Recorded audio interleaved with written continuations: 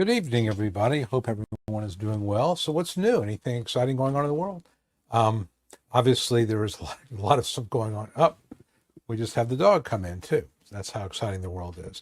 Um, Obviously, one of the questions I've been getting a lot by email is what is the impact of the election on Social Security disability?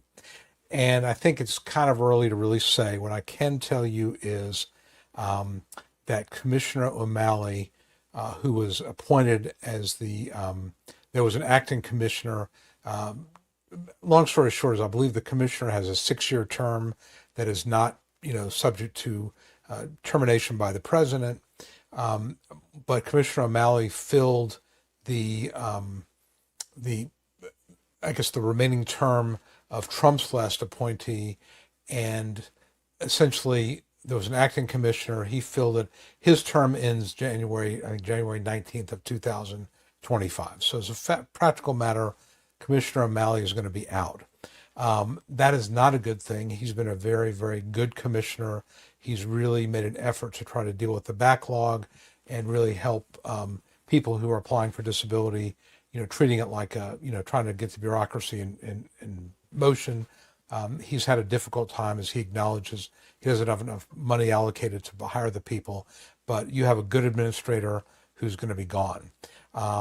Who comes next? Who knows? The gentleman that Trump had appointed last time was a fellow named Andrew Saul. Mr. Saul didn't really have any experience in Social Security, and he was not very popular among Social Security employees. The big difference here is, and I read this in an article, just a blog post I was looking at, is that if you look at the people who voted for Trump this time around, it was a lot more working people. Obviously, a lot of Hispanic folks. And so the people that voted for him are people that are more likely to either need to apply for disability or have relatives who apply for disability. So one commentator made the point that this is probably not a constituency that he wants to alienate. Whether that's true or not, I have no idea. We just don't know. I will also tell you that when Trump's last commissioner, Mr. Saul, was in office, there was kind of I don't know how I would even call it, but there seemed to be an effort by Social Security judges in particular to increase the approval rates. Seems like there was some hostility coming from the higher ups, and so the judges kind of took it upon themselves to increase the approval rates. And in fact, the approval rates did increase.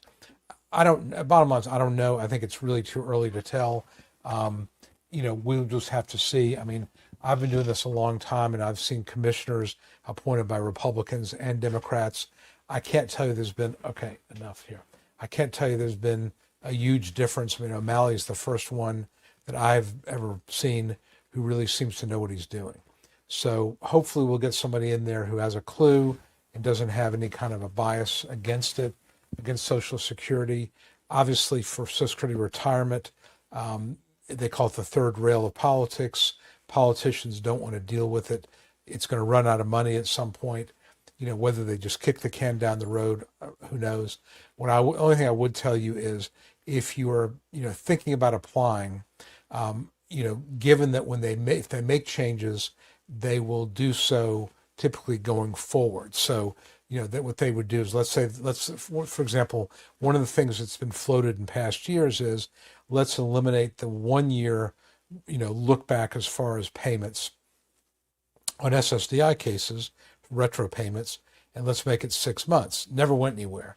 But when that came down, the thought was that would apply to people who applied after a certain date. So my feeling is if you're thinking about applying or have someone in your family who's thinking about applying, probably better to do it before January. That way you're kind of grandfathered in for the old rules. Again, doesn't mean they couldn't change that, but that's just my thought. So that would be my take. I think it's just too early to know.